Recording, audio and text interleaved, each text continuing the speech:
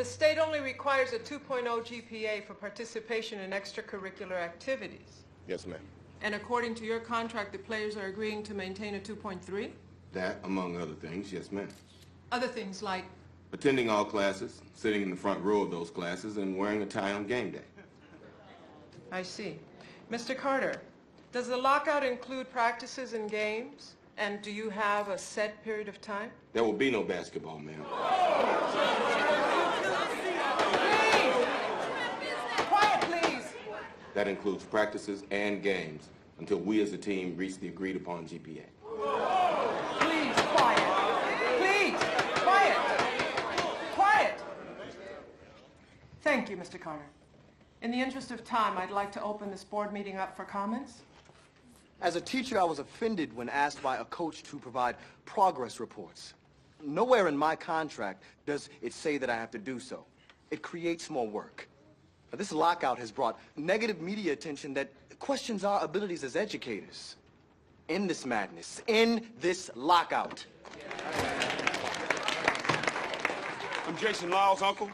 That boy lives to play ball. Comes to school every day now.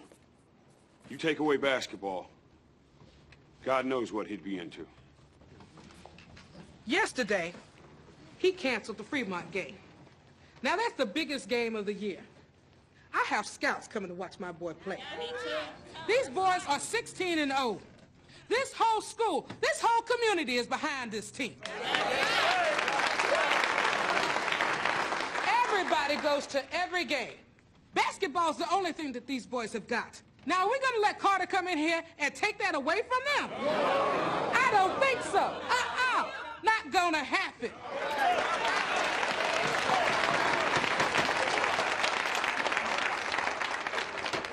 I'd like to make a motion. Yes, Mr. Walters. I move that we remove Mr. Carter as head basketball coach. Please, order. This board does not have the authority to terminate employment of a staff position. Then I move we end the lockout and let the kids play. I second the motion. Okay. If I may, Yes, Mr. Carter.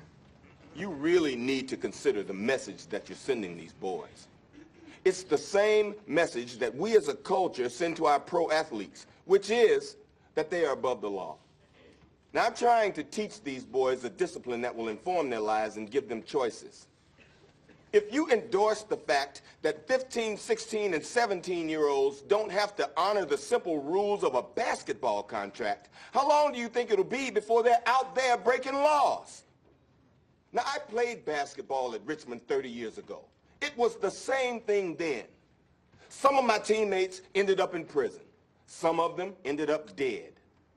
I took this job because I wanted to affect change in a special group of young men, and this is the only way I know how to do that. If you vote to end the lockout, you won't have to terminate me. I'll quit.